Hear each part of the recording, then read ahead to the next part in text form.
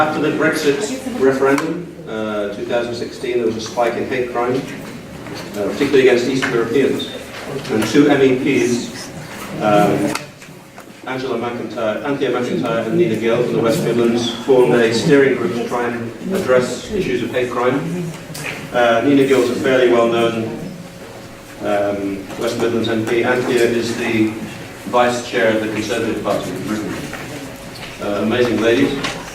So Patricia was mainly on the steering committee, and the first thing they'd done a number of initiatives, but one was to bring together schools and have school children present either drama or poetry or written material and so on hate crime. This young lady was the winner of the one-day competition, and that's ongoing as we speak. We've heard about Senegal. So I was in Senegal in January. It was amazing to see the UPF flag and the Senegalese flag side by side for hosting this meeting at a very new convention centre near the international airport. There were representatives from I don't know how many countries, almost 50 countries I think. Almost 50 countries were represented, often at ministerial level. And so I found myself at a few hours' notice sitting on speaking on a committee with the State Minister of Education from Nigeria and Deputy Minister from Lesotho. And UPF presented a character education curriculum, which is online, that they could all take back to their respective countries and see if they would like to use it in their school systems. Amazing. I also had the chance to have breakfast with Jose de Venecia, some of you will know, and Dr. Sakina Yakubi, who the previous year had won this, she was the co-laureate of winning the Peace Prize that we present each year. She is a modern-day Mother Teresa, I would say, of the Middle East. Incredible lady, risked her life numerous times. I invited her to Birmingham, and she duly arrived in April and spoke to several hundred people on Islamic radio. That was a most incredible experience. I like that aspect of UPF's work, linking the global to the local. UPF weekend retreat at Cleeve House, which we've heard about. Recommend to all those of you who haven't attended yet. There'll be 2 or 3 in the coming year. Dr. Yakubi was heard by Sheikh Nuru. He's the most amazing spiritual leader who was sent by God to Birmingham, and he loves UPF, loves our capacity to bring people together.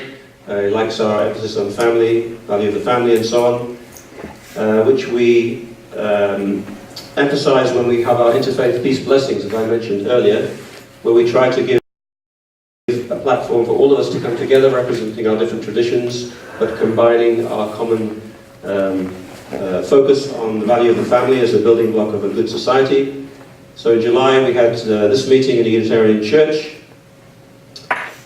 You might see somebody there that you recognize who's in the audience today. I won't point the laser at him. Dr. Bogle. And we repeated the event on November the 3rd, not long ago, in a Anglican church. And again, bringing together people. I think there were 8 different faith traditions represented, each expressing a different reading or prayer from their faith traditions. So the point is we can do together what we can't do independently, separately. And so many of the issues, probably most of the issues that are impacting on society, we can only tackle together and with a little bit of help from above, as we said earlier. And the sum of the parts is always greater than the parts, in my experience. That's why I like UPF and interfaith activity. So our emphasis is on the family. That's almost my time up. And so we believe that family building is nation building. One slide I didn't have time to put in last night, finished this at 2 o'clock this morning, was an event that we hosted in Birmingham.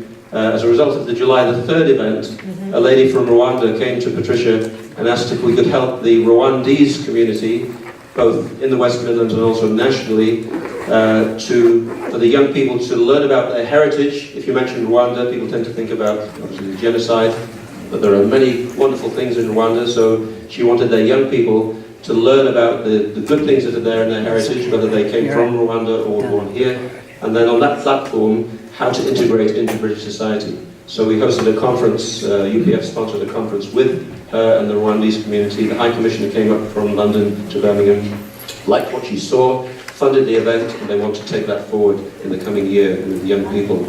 And I think that has, Avade was there, would like, I think, to multiply that. I think it's got a very broad application, as we've heard today.